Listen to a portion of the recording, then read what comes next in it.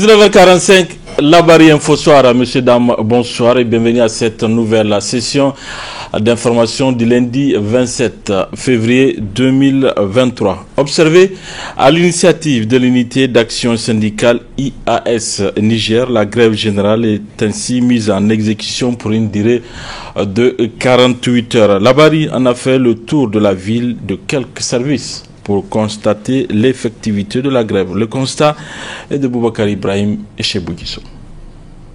Regroupant en son sein 15 centrales syndicales, l'unité d'action syndicale IAS Niger observe ainsi, après expiration du préavis, sa grève générale de 2 jours d'affilée. Seulement, pour cette première journée, les constats qui se dégagent sur le terrain est tout autre. Dans la plupart des services publics, la grève n'a pas donné lieu aux résultats escomptés. Affiliés à l'ISTN, les militants du syndicat national des agents de la justice ont globalement observé les mots d'ordre. À notre passage, tous les bureaux étaient fermés. Une action saluée par les responsables du SNAJ qui appellent à plus de collaboration. Vraiment, cette grève a été très bien suivie. Et puis, je peux vous dire que vraiment, c'est un sentiment de satisfaction générale qui m'anime. Parce que, il faut savoir que nous, on est affiliés à l'ISTN. Qui elle-même est membre de l'ITN et de l'IAS Niger. C'est dans ce cadre que notre grève, c'est un moment de grève d'accompagnement. Mais vraiment, on est satisfait. Si on fait une grève d'accompagnement et que les militants respectent à la lettre notre mot d'ordre, on ne peut que les féliciter et les encourager à continuer à tout moment où on aura besoin d'eux. Ralenti de l'acquisition des pièces d'état civil, les usagers décrivent une situation qui cause des désagréments. À mon arrivée, ils m'ont dit que les agents sont partis en grève de 48 heures. Quand même, il y a un désagrément du moment où il y a un délai qui est fixé pour un dépôt de dossier. Je suis là et on me dit que les agents sont partis en grève. Donc maintenant, je ne suis pas certain si je peux avoir ça avant le délai. Quand même, c'est ennuyant. Déposé le 20 février 2023, le préavis de grève qui fait pourtant état des points importants qui concernent directement les travailleurs et les Nigériens en général n'a pas du tout abouti. À quoi donc faut-il associer ces manques d'intérêt des travailleurs qui font pourtant face au dilemme de la vie chère, pression subie par ces derniers ou peur d'estime des leaders syndicaux? À noter enfin que nous avons en vain tenté de joindre ces derniers pour appréciation de la situation, mais ils n'ont pas voulu donner suite à nos appels. Ouverture ce matin de la conférence sur la criminalisation de la migration et les impacts de la loi 036-2015 sur la libre circulation dans l'espace CEDEAO. Cette conférence est organisée par le projet transnational Alarme Faune Sahara PS. Le compte rendu de la cérémonie d'ouverture, c'est avec Nafis Touyaya et Boubacar Souley. La criminalisation de la migration et les impacts de la loi 036-2015 sur la libre circulation dans l'espace CEDEAO, c'est le thème choisi pour cette conférence transnationale organisée par le projet transnational Alarme Faune Sahara. Nous avions initié cette conférence pour toucher du doigt le problème lié à la montée de circulation dans l'espace CEDEAO. Vous n'êtes pas sans savoir, depuis 1979, il y a un protocole, du protocole de la CEDEAO qui donne le droit aux personnes membres de cet espace de circuler librement si toutefois ces personnes ont leurs documents de voyage. Mais nous avons constaté depuis un certain temps, surtout depuis le sommet de la Valette, à Malte, sommet 1 et 2, il y a eu, en tout cas sous l'impulsion de l'Union européenne, un certain nombre de mesures qui sont contraignantes et qui freinent la liberté de circulation dans l'espace CEDEAO. Et le cas le plus flagrant, c'est la loi 2015-36 du 26 novembre 2015 qui a été initiée dans la totale précipitation parce qu'il fallait le faire sous l'influence et l'injonction de l'Union européenne. L'État du Niger a initié cette loi et dans la va-vite, elle a été adoptée et sans information préalable à l'endroit des populations à la base, elle a commencé à être appliquée et je crois qu'en tant que presse, vous êtes au courant de ce qui s'est passé dans la région d'Agadez avec l'arrestation des chauffeurs et des passeurs et la confiscation de leurs moyens de transport. transport. Et aujourd'hui, la région d'Agadez, de manière particulière, pour ne pas dire le Niger en entier, souffre de cette mesure qui a conduit beaucoup de familles, beaucoup de groupes sociaux à ne pas avoir une vraie orientation dans leur vie, parce que la migration nourrissait presque toute la population d'Agadez, toute la population du Kawar, toute la population d'Arlit et toute la population d'Ingal. Une occasion saisie par le coordinateur du projet APS pour présenter le dit projet. À l'Enfant Sahara, donc, c'est un réseau transnational qui a 3 objectifs: sensibiliser, documenter et secourir sur les dangers de la traversée du Sahara, parce que la plupart du temps, des personnes qui tentent d'aller vers le Maghreb ignorent ce genre de réalité, et ce sont ces genres d'activités que nous faisons et nous apportons l'assistance nécessaire en cas de détresse. À noter que cette conférence, qui durera 2 jours, se tient en présentiel et en ligne avec tous les acteurs attachés au respect des droits à la libre circulation de par le monde. Ouverture également ce matin à l'hôtel Noun d'un atelier de renforcement des agents du Conseil d'État sur l'utilisation des outils de technologie de l'information et de la communication bureautique. C'est le premier président du Conseil d'État qui a présidé la dite cérémonie d'ouverture. Ismaël Moumouni.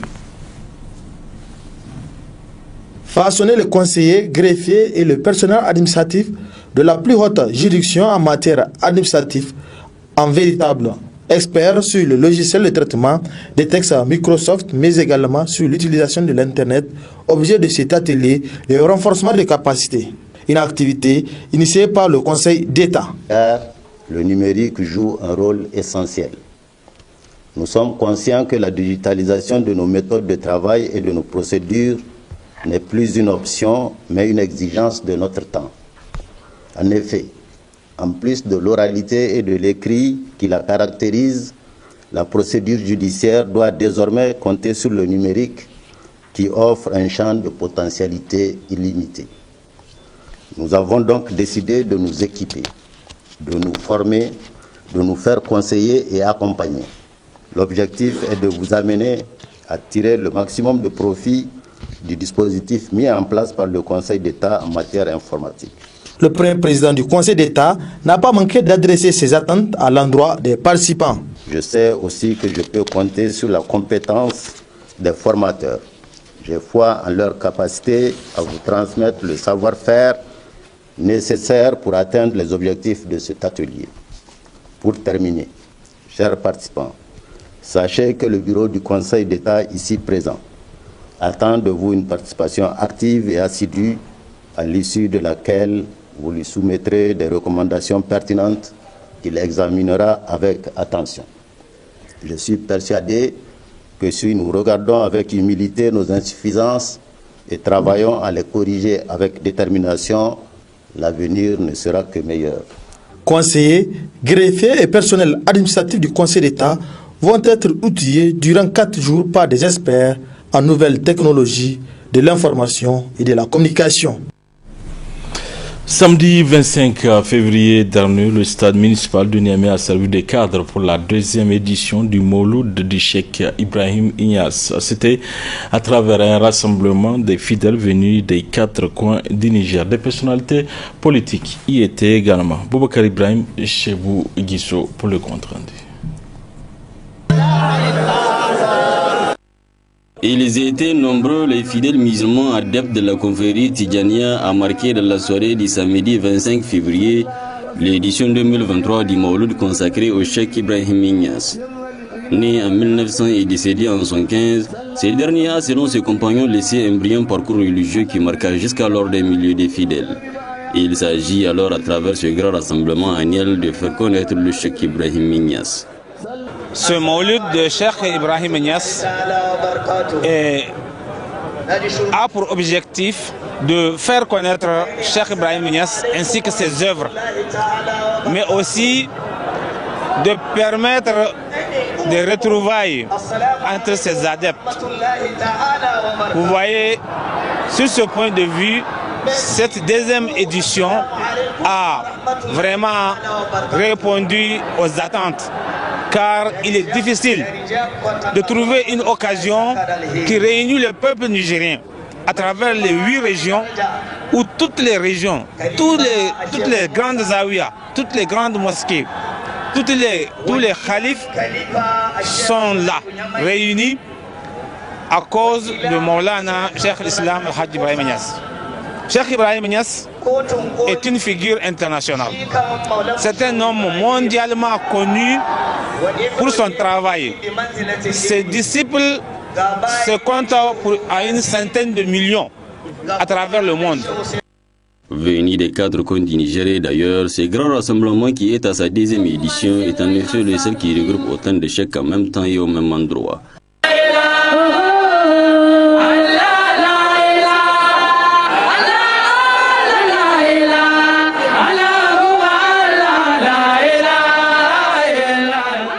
À savoir que le cheikh Ibrahim Niass a, selon toujours ses descendants, mémorisé les 5 Corans à l'âge de 7 ans et s'est démarqué de ceux de sa génération durant toute leur initiation.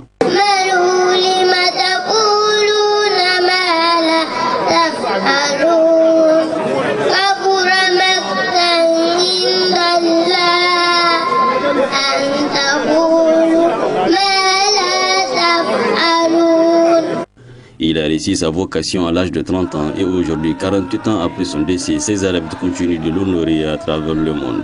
Oh, Cheikh Ibrahim, maître des élus, guide des attirés dont les échos sont moulus par la sainte empreinte de l'essence divine. Voici les éclats qu'à ton éloge destin.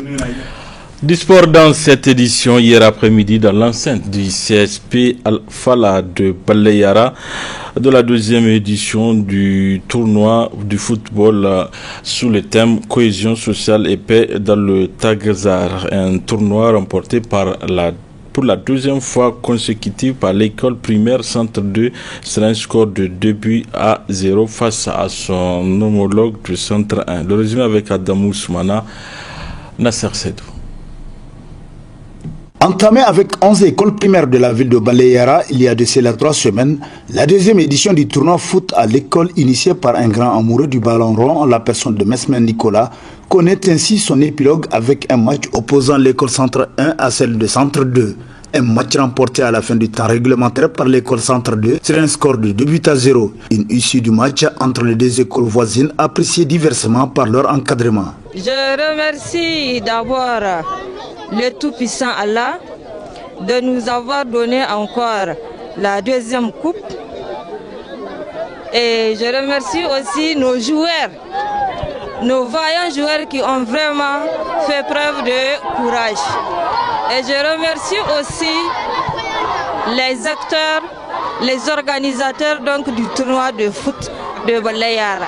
C'est vraiment une bonne initiative. Si nous pouvons encore avoir un 2e tournoi, sinon même 3 tournois dans l'année, c'est vraiment une bonne idée. Ce n'est pas l'école Centre 2 qui a gagné, mais c'est Baleyara qui a gagné. Peut-être l'année prochaine, ça sera une occasion pour notre école. C'est une bonne initiative et on remercie aussi le promoteur qui a initié cette organisation. Donc les élèves et les enseignantes aussi sont heureuses de cette initiative. Abondant dans le même sens, les responsables départementaux des sports et de l'éducation nationale n'ont pas manqué de saluer cette initiative qui cadre parfaitement avec la politique des plus hautes autorités du pays pour l'épanouissement du monde scolaire selon eux. Nous pouvons dire que c'est une satisfaction totale. Et du moment où vous avez vu le monde que la finale a drainé. C'est des initiatives de ce genre que nous soutenons et nous cherchons les partenaires qui vont permettre en tout cas de les soutenir pour que le sport de manière générale et le football en particulier puisse se développer ici dans notre département. Ce type d'enthousiasme a été créé l'année passée par le même Mesmen. Donc je profite de cette circonstance pour le remercier au nom des autorités de l'éducation nationale et même du préfet empêché qu'il retrouve ici toutes nos reconnaissances. C'est notre activité aujourd'hui qui est développée par RSSN de Baleyara. Nous le remercions, nous l'encourageons. Nous sommes toujours avec lui pour ces activités. Quant au promoteur de ce tournoi, il se réjouit de la réussite de cette édition tout en invitant les ressortissants du Tagazar à s'impliquer davantage dans l'organisation des prochaines éditions. Je remercie le bon Dieu du fait de nous avoir donné l'opportunité de commencer et de finir le tournoi sans blessure et sans problème. Que les gens viennent pour qu'on puisse vraiment agrandir ce tournoi. Ça va dans l'intérêt de tout le monde, de tous les parents et maintenant des enfants.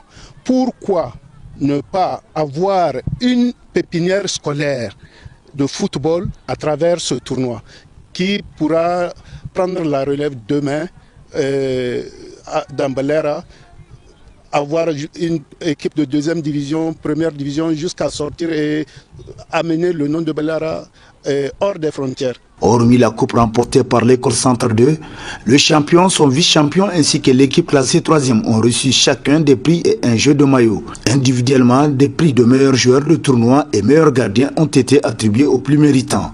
Le promoteur n'a pas non plus oublié les forces de défense et de sécurité de Baleyara, dotées par la présence d'un jeu de maillot, tout comme le complexe scolaire privé Al-Fallah, sur le terrain duquel s'est déroulé le tournoi.